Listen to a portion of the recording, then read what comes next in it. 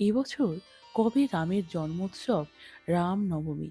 জানুন শুভক্ষণ, তিথি এবং সঠিক পুজোর পদ্ধতি। শ্রীরামচন্দ্রকে বলা হয় মর্যাদা পুরুষোত্তম। তার জন্মোৎসব কবে পালন করা হবে জেনে নিন। রামনবমীর তিথি ও পুজোর শুভ সময়। হিন্দু ধর্মে অত্যন্ত পবিত্র এবং আনন্দময় একটি উৎসব হল রামনবমী। ত্রেতা যুগে চৈত্র মাসের শুক্লপক্ষের নবমী তিথিতে অযোধ্যায় রাজা দশরথ ও রানী কৌশল্যার ঘরে জন্মগ্রহণ করেন ভগবান শ্রীরামচন্দ্র।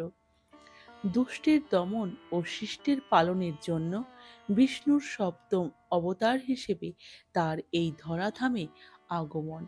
রামচন্দ্রের প্রতি বছর চৈত্র নবরাত্রির নবম দিনে ভারতের প্রতিটি কোণায় পরম শ্রদ্ধার সাথে এই উৎসব পালিত হয়। শ্রীরামচন্দ্রকে বলা হয় মর্যাদা পুরুষোত্তম। তার জীবন ও আদর্শ আজও কোটি কোটি মানুষের অনুপ্রেরণা। 2026 সালে চৈত্র নবরাত্রির শেষ দিনে পালিত হবে এই মহা পুণ্যতিথি।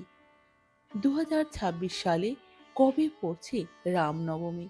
পঞ্জিকা ও হিন্দু ক্যালেন্ডার অনুযায়ী 2026 সালে রামনবমী পালিত হবে শুক্রবার 27 মার্চ। চৈত্র মাসের শুক্লপক্ষের এই দিনে পড়ছে নবমী তিথি।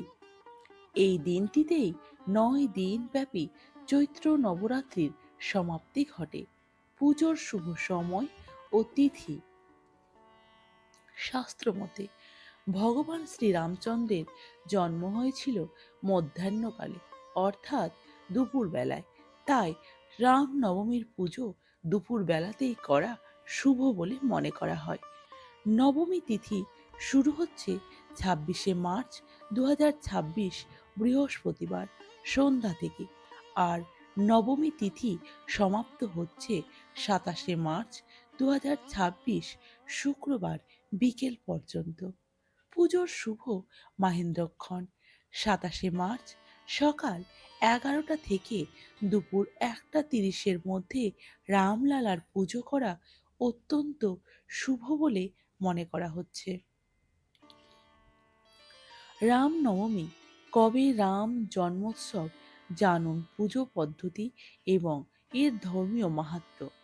রামনবমীর পুজো পদ্ধতি কিভাবে করবেন? রামনবমীতে পুজো। রামনবমীর দিনে ভক্তরা বিশেষভাবে মধ্যাহ্ন সময়ে ভগবান শ্রীরামের পুজো করেন। পুজো পদ্ধতি: সকালে ব্রহ্ম মুহূর্তে উঠে স্নান করে পরিষ্কার পোশাক পরিধান করুন। এরপর তামার ঘটিতে জল, অক্ষত ও সিঁদুর দিয়ে সূর্যদেবকে অর্ঘ্য দিন। বাড়ির পুজো স্থান একটি চৌকি রেখে তার ওপর হলুদ কাপড় বিছান। তারপর ভগবান রাম, মাতা সীতা, লক্ষ্মণ ও হনুমানের মূর্তি বা ছবি স্থাপন করুন। ভগবানকে আহ্বান করে গঙ্গা জল দিয়ে স্নান করিয়ে চন্দন, হলুদ ফুল, বস্ত্র ও অলংকার অর্পণ করুন। এরপর ক্ষীর, কেশব ভাত, পঞ্জিরি ও মিষ্টান্ন ভোগ হিসেবে নিবেদন করুন। ভোগে অবশ্যই তুলসী পাতা দিতে ভুলবেন না। পুজোর সময় রাম নাম জপ করুন। সম্ভব হলে রামচরিতমানস, রামায়ণ ও রাম রক্ষা স্তোত্র পাঠ করুন। শেষে প্রদীপ, ধূপ ও কর্পূর দিয়ে আরতি করুন। পাঠ ও সংকীর্তন: এই দিনটিতে রামচরিতমানস পাঠ বা রাম রক্ষা ত্রস্ত পাঠ করা অত্যন্ত শুভ বলে মনে করা হয়েছে। ওং শ্রীরামায় নমঃ মন্ত্রটি সারাক্ষণ বা সারাদিন জপ করুন। রামনবমীর দিনে ভগবান রামের বালক রূপের পুজো করা অত্যন্ত শুভ বলে মনে করা হয়। অনেক স্থানে রামলালাকে দোলনায় দোলানো হয় এবং মন্দিরে সুন্দর ঝাঁকি বের করে করা হয়। এছাড়াও এই দিনে বাড়ির প্রধান দরজায় ধর্মধ্বজা উত্তোলন করা অত্যন্ত শুভ বলে মনে করা হয়। ভগবান শ্রীরামের ভক্তি ভগবান শ্রীরামের ভক্তি জীবনে মর্যাদা, শৃঙ্খলা এবং কর্তব্য পরায়ণতা প্রতিষ্ঠা করার পথ। গোস্বামী তুলসীদাস রামচরিত মানসে লিখেছেন, ভগবান রামের কাছে ভক্তের প্রেমই সবচেয়ে প্রিয়। যে ব্যক্তি সত্যিকারের প্রেম ও ভক্তি দিয়ে তাকে স্মরণ করে, তিনি তার সমস্ত মনোকামনা পূরণ করেন।